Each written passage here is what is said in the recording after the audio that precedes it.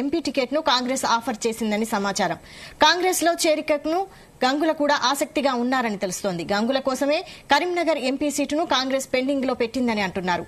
Congress ticket కోసం ప్రవీణ్ రెడ్డి, వెలిచాల రాజేందర్ ప్రయత్నాలు చేస్తున్నా బలమైన అభ్యర్థి కోసం కసరత్తు చేసిన కాంగ్రెస్ పెద్దలు గంగులతో మాట్లాడారని చెబుతున్నారు.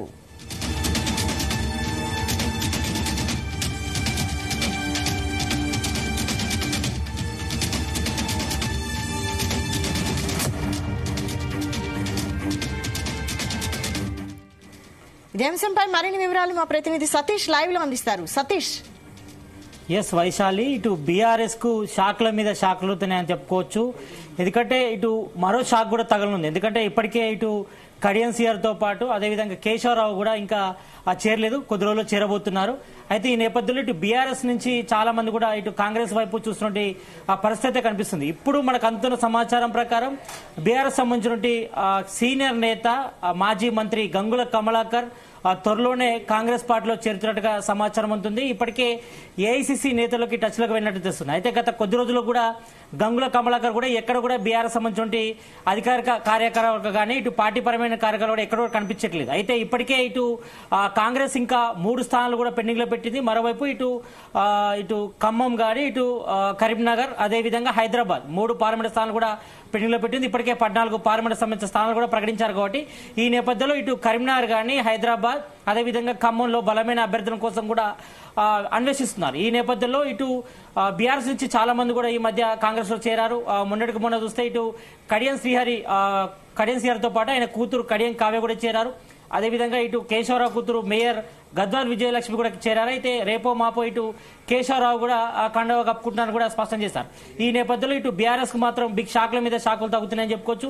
ఎందుకంటే ఇటు మొన్న ప్రకటించినటువంటి అభ్యర్థుల లిస్ట్ లో చూస్తే మాత్రం ఇటు కడియం సీఆర్ కూతురు కావ్య కూడా వరంగల్ టికెట్ కూడా ఇవ్వడం జరిగింది. కాబట్టి ఈ నేపథ్యంలో ఇటు మిగిలిన ఏవైతే ఉన్నాయో ఇటు ఖమ్మం గానీ అదేవిధంగా కరీంనగర్ హైదరాబాద్ టికెట్ల కోసం కూడా ఇటు అభ్యర్థుల కోసం కూడా వేట అన్వేషిస్తున్నారు. ఈ నేపథ్యంలోనే బలమైన అభ్యర్థుల కోసం కూడా ఇటు కాంగ్రెస్ కూడా చూస్తా చేస్తుంది. ఈ నేపథ్యంలో ఇటు బీఆర్ఎస్ సంబంధించిన కీలక నేత మాజీ మంత్రి గంగుల కమలాకర్ త్వరలోనే ఇటు కాంగ్రెస్ కి గూటికి చేరతాను కూడా సమాచారం అవుతుంది. ఎందుకంటే ఇప్పటికే ఏఐసీసీ నేతలతో పాటు ఇటు గాంధీ భవన్ సంబంధించిన వర్గాలు కూడా చర్చ అయితే కొనసాగుతుంది. ఎందుకంటే ఇప్పటికే ఇటు బీఆర్ఎస్ కూడా తన అభ్యర్థిని ప్రకటించింది, మరోవైపు బీజేపీ కూడా ప్రకటించింది. ఇటు బీఆర్ఎస్ నుంచి వినోద్ కుమార్ పేరును కూడా ప్రకటించారు, మరోవైపు ఇటు బీజేపీ నుంచి బండి సంజయ్ పేరు కూడా స్పష్టం చేశారు. కాబట్టి ఈ నేపథ్యంలో వీళ్ళిద్దరిని ఢీకొట్టాలంటే మాత్రం కంపల్సరీ బలమైన అభ్యర్థులు ఉండాలని కూడా కాంగ్రెస్ భావిస్తుంది. ఈ నేపథ్యంలోనే ఇప్పటికే ఇటు ప్రవీణ్ కుమార్ రెడ్డి అదేవిధంగా వెలిచాల రాజేంద్ర పేర్లు బలంగా వినిపిస్తున్నాయి. అయినప్పుడు కూడా ఈ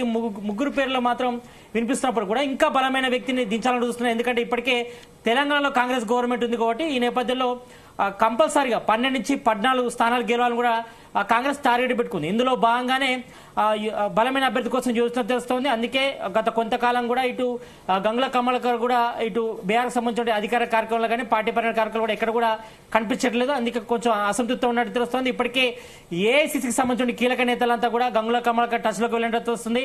అందుకే ఇటు కరీంనగర్ సంబంధించి ఎంపీ టికెట్ కూడా ఆఫర్ చేసినట్టు తెలుస్తోంది.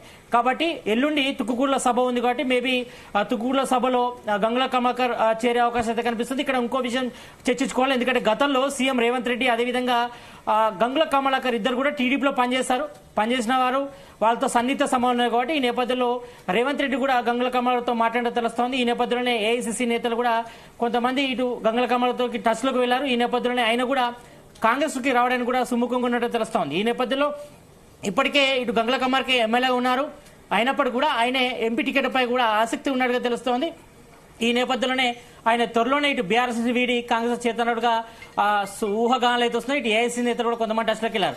అయితే ఇటు ఓవరాల్ చూస్తే మాత్రం మనం చూస్తే మాత్రం ఇటు ఖైరతాబాద్ ఎమ్మెల్యే ఇటు దానం నాగేందర్ కూడా ఇప్పటికే బీఆర్ఎస్ వీడి కాంగ్రెస్ చేరారు. ఆయనకు ఇక్కడ సికింద్రాబాద్ పార్లమెంట్ టికెట్ కూడా ఇవ్వడం జరిగింది. అదేవిధంగా ఇటు కడియం సీఆర్ కూతురు కడియం కావ్య కూడా వరంగల్ టికెట్ కూడా ఇచ్చారు. కాబట్టి ఈ నేపథ్యంలో ఒకవేళ బీఆర్ఎస్ నుంచి కాంగ్రెస్ లోకి గంగుల కమలాకర్ వస్తే మాత్రం ఆయనకు కరీంనగర్ పార్లమెంట్ టికెట్ ఇచ్చే యోచన వస్తుంది. ఎందుకంటే అక్కడ బలమైన వ్యక్తిగా ఉన్నారు. ఎందుకంటే ఇప్పటికే ఎమ్మెల్యేగా ఉన్నారు. గతంలో బీఆర్ఎస్ గవర్నమెంట్ లో సెకండ్ టర్మ్ ఆయన మంత్రి కూడా పనిచేశారు, బీసీ నేత. కాబట్టి ఈ నేపథ్యంలో ఇటు వినోద్ కుమార్ గానీ ఇటు బండి సంజయ్ గానీ ఎదుర్కోవాలంటే మాత్రం ఒక గంగుల కమలాకర్ వల్ల అవుతుందని కూడా ఏఐసీసీ నేతలు కూడా భావిస్తున్నారు. ఈ నేపథ్యంలోనే ఆ గంగుల కమర్కు కూడా ఈ యొక్క టికెట్ ను కూడా ఆఫర్ చేసినట్టు తెలుస్తుంది. ఆయన కూడా ఆసక్తి ఉన్నట్టుగా తెలుస్తుంది. కాబట్టి ఈ నేపథ్యంలో త్వరలోనే ఆయన బీఆర్ఎస్ నుంచి కాంగ్రెస్ చేతన కూడా బలంగా అయితే చేకూరుతుంది. ఇటు గాంధీ భవన్ తో పాటు ఏఐసిసి నేతలు కూడా ఆయన టచ్ లో ఉన్నట్టు తెలుస్తుంది. మరి చూడాలి, ఎందుకంటే ఇప్పటికే ఇటు బీఆర్ఎస్ కు షాకుల మీద షాకులు అవుతున్నాయి. మరోవైపు ఇటు చాలా మంది కూడా అంటే ఇటు ఖైరతాబాద్ ఎమ్మెల్యే దానా నాగేందర్ గానీ, మరోవైపు కడియం సిఆర్ గానీ, కడియం కావ్య గానీ,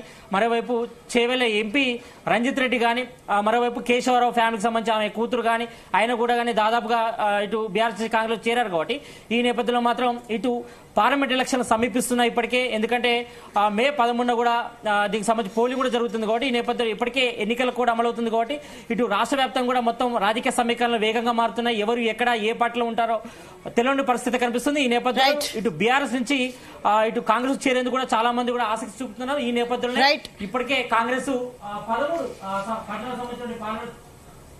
రైట్. Thank you Satish. ఇక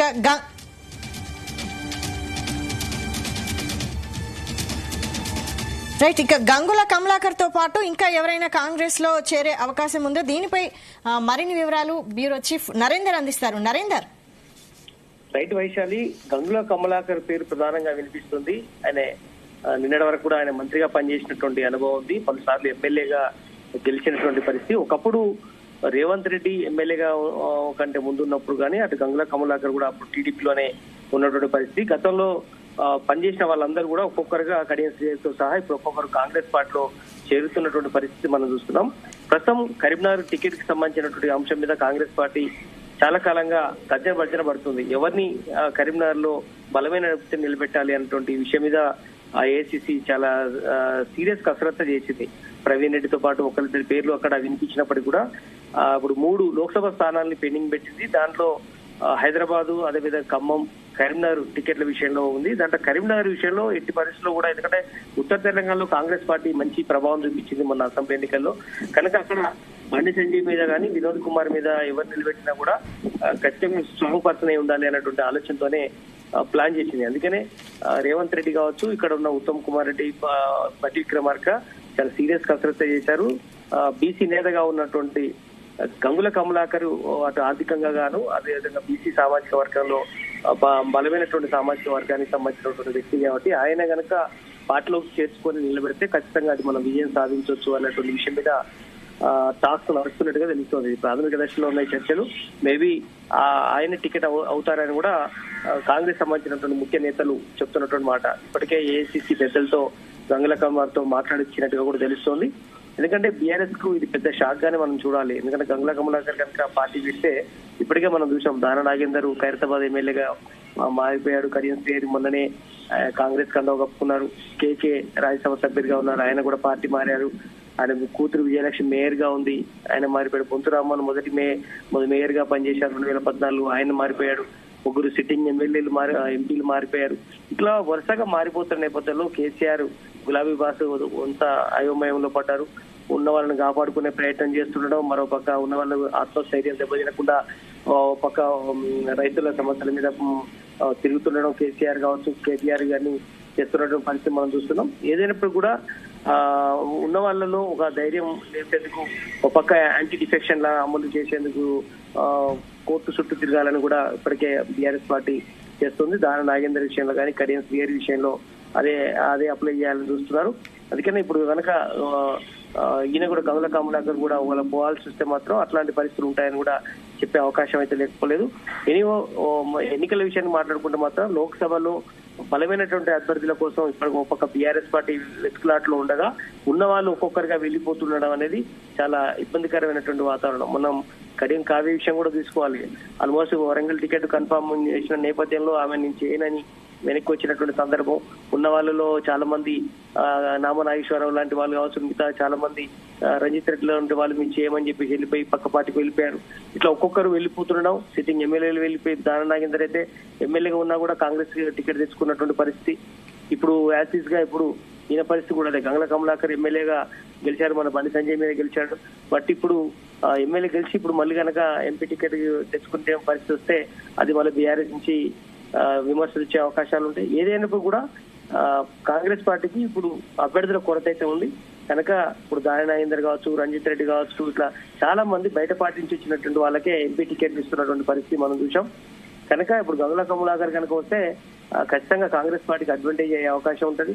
కరీంనగర్ లో ఒక బలమైనటువంటి వ్యక్తి, సామాజిక వర్గానికి సంబంధించిన వ్యక్తి కాబట్టి ఆ పార్టీకి ఖచ్చితంగా అడ్వాంటేజ్ అయ్యే అవకాశం, సీటు కూడా ఎట్లాగైనా దక్కించుకునే అవకాశం ఆ పార్టీ శతవిధాల ప్రయత్నం చేసే అవకాశం అయితే కనిపిస్తోంది. రైట్. అయితే ఇక్కడ ఇంకొక విషయం ఏంటంటే అసెంబ్లీలో కరీంనగర్ నుంచి పోటీ చేసిన బండి సంజయ్, గంగుల తిరిగి పార్లమెంటు ఎన్నికల్లో కూడా తిరిగి వీళ్ళిద్దరే తలపడే అవకాశం ఉందనుకోవచ్చా? Yes, exactly. ఎందుకంటే గంగుల కమలాకరు, మొన్నడాక బండి సంజయ్ ఇద్దరు కూడా మనం చూసాము అసెంబ్లీ ఎన్నికల్లో ఫైట్ చేశారు. బండి సంజయ్ ఓడిపోయాడు, బట్ గంగుల కమలాకర్ గెలిచాడు. ఇప్పుడు మళ్ళీ పార్లమెంట్ ఎన్నికల్లో ఇప్పుడు బండి సంజయ్ కరీంనగర్ నుంచి పోటీ చేస్తున్నాడు. ఈయన కనుక ఛాన్స్ ఇస్తే కాంగ్రెస్ నుంచి ఈయన పోటీ చేసే అవకాశం ఉంటుంది. కనుక ఖచ్చితంగా అది డి అంటే డిఏ అనేటువంటి పరిస్థితి ఉండే అవకాశం ఉంది. మనం 2-3 నెలల క్రితం కూడా అసెంబ్లీ ఎన్నికల వరకు కూడా బీఆర్ఎస్ మంచి కంచుకోటగా ఉండేది, కరీంనగర్, పెద్దపల్లి, ఆదిలాబాద్ ఇవన్నీ కూడా. కానీ ప్రస్తుతం ఒక్కసారిగా 3 నెలల్లోనే సీన్ రివర్స్ అయింది. ఖచ్చితంగా ఇప్పుడు కాంగ్రెస్ వైపు మళ్ళీపోయినటువంటి పరిస్థితి చూస్తున్నాం. ఏరియా మొత్తం కూడా ఇప్పుడు ఉత్తర తెలంగాణలో దాదాపు అంతా కూడా గెలుచుకున్నటువంటి 1-2 సీట్లు మినహాయించి దాదాపు అన్ని సీట్లలో కూడా కరీంనగర్ కానీ పెద్దపల్లి ఆ ఏరియా మొత్తం కూడా గెలుచుకున్నటువంటి పరిస్థితి మనం చూసాం. ఖచ్చితంగా డి అంటే డి అనేటువంటి పరిస్థితి ఉంది. ఎందుకంటే వినోద్ కుమార్ ని కూడా తక్కువ అంచనా వేయడానికి లేదు, ఆయన కూడా బలమైనటువంటి వ్యక్తిగా ఉన్నారు.